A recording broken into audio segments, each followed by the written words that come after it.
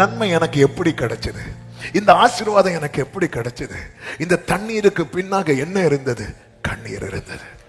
சில நேரத்துல நம்ம தலைமுறைக்கு அந்த அனுபவம் வராது.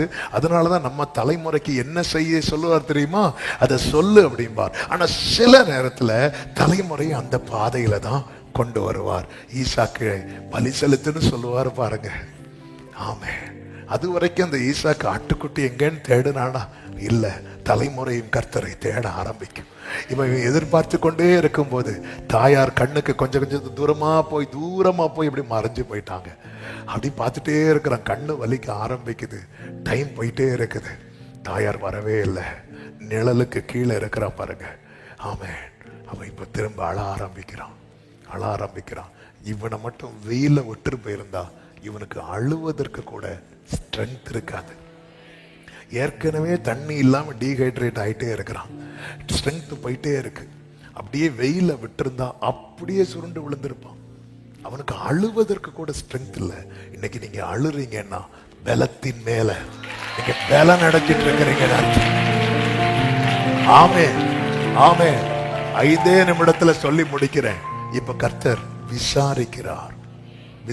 அவர் விசாரிக்கிறவர் ஆனபடியால் உங்கள் கவலைகளை எல்லாம் ஆண்டவர் அழுத யாக்கோபிட்ட கேட்பார், உன் பேர் என்ன, டீட்டெயிலா நீ சொல்லணும்.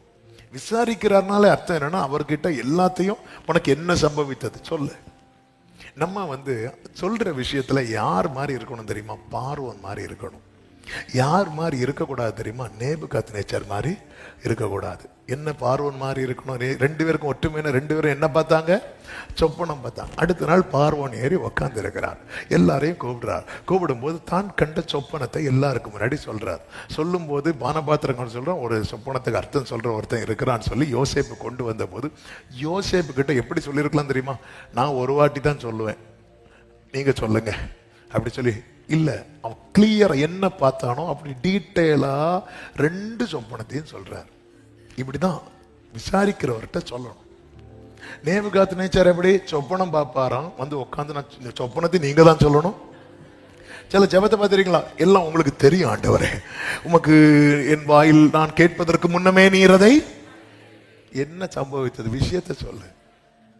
ஏன் விஷயத்தை சொல்ல மாட்டேங்கிறோம் தெரியுமா, நம்ம விஷயத்தை வேற எல்லார்ட்டையும் சொல்லிட்டோம். பார்வோனை பாருங்க, விஷயத்தை கூட இருந்த எல்லார்ட்டையும் சொல்லிட்டோம். சொன்னதுக்கு அப்புறமும் யோசேப்பு வந்த போது டீட்டெயிலா சொல்றோம். யோசேப்பு யாருன்னே தெரியாது.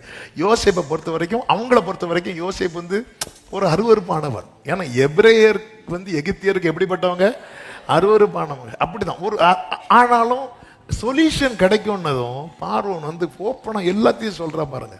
இந்த நேபுகாத்நேச்சர் மாதிரி அதையும் நீங்க தான் சொல்லணும், அர்த்தத்தையும் நீங்க தான் சொல்லணும். இப்படியே இல்லைன்னா உங்க எல்லாரையும் கொல்லுவேன். நம்ம என்ன தீர்மானிப்போம், இல்லைன்னா நான் ஆண்டவர்கிட்ட பேச மாட்டேன். நம்ம நீ ஆண்டவர்கிட்ட ஓப்பனா என்ன சம்பவித்து இப்படி கேட்கிறாருனாலே நம்ம அவர்கிட்ட மனம் திறந்து பேசணும் தானே விரும்புறார். சும்மா இருந்து அழுதுட்டு போகுது, என்ன சம்பவித்தது, அவனை எங்கே வைத்திருக்கிறீர்கள், உன் பேர் என்ன, ராஜாவானவர் உங்ககிட்ட இல்லையோ, இப்படி எல்லாம் எதுக்கு இதெல்லாம் என்ன, எங்கே, ஏன் அழுற, ஏன், என்ன, எங்கே, இப்படி எல்லாம் கேட்கிறாருன்னா நம்ம அவர்கிட்ட நம்ம ஹார்ட்டை ஓபன் பண்ணணும்னு அவர் விரும்புறார். அதனாலதான் நீங்க எல்லாவற்றையும் தெரியப்படுத்துங்கள், எல்லாத்தையும் சொல்லுங்க, உங்க மனசுல என்னெல்லாம் இருக்கோ எல்லாத்தையும் சொல்லுங்க. யாக்கோபு எல்லாம் சொன்ன பிறகு அழுது கெஞ்சின போது அங்கே அவனை ஆசீர்வதித்தார். அது போல விசாரிக்கிறவர் இடத்துல எல்லாவற்றையும் தெரியப்படுத்துங்கள். வேதம் சொல்லுகிறது, அவள் கண்களை கத்த திறந்த போது அவர் ஒரு துறவை கண்டார். வேதம் சொல்லுகிறது, அவள் போய் துருத்தியிலே தண்ணீர் நிரப்பி பிள்ளைக்கு குடிக்க கொடுத்தாள், தேவன் பிள்ளையுடனே இருந்தார் என்று சொல்லப்பட்டிருக்கிறது. ஆமே, நீ எழுந்து பிள்ளையை எடுத்து அவனை உன் கையினாலே பிடித்து கொண்டு போ. 18வது வசனம், நீ எழும்ப பண்ணுகிறார். இந்த அழுகையின் பள்ளத்தாக்குல எப்பவுமே இருக்க விட மாட்டார். அதை உருவ கடந்து அதை நீரூற்ற ஆக்கி கொள்ளுகிறார்கள். மழையும் குளங்களை நிரப்பும். இந்த காலை வேளையில என்ன கேட்கிற ஒவ்வொருவருக்கும் சொல்லுகிறேன், இது ஒரு பயணம். இந்த பயணம் தோல்வியில் முடியாது, வெற்றியில் தான் முடியும். ஆனா தீர்மானமா இருங்க, நான் ஆபிரகாம்கிட்ட அழக்கூடாது, ஆண்டவர்கிட்ட தான் அழணும். நான் ஏசாட்ட அழக்கூடாது, ஆண்டவர்கிட்ட தான் அழணும். நான் எல்கானாட்ட அழக்கூடாது, நான் ஆண்டவர்கிட்ட தான் அழணும். ஆமென், ஆமென்.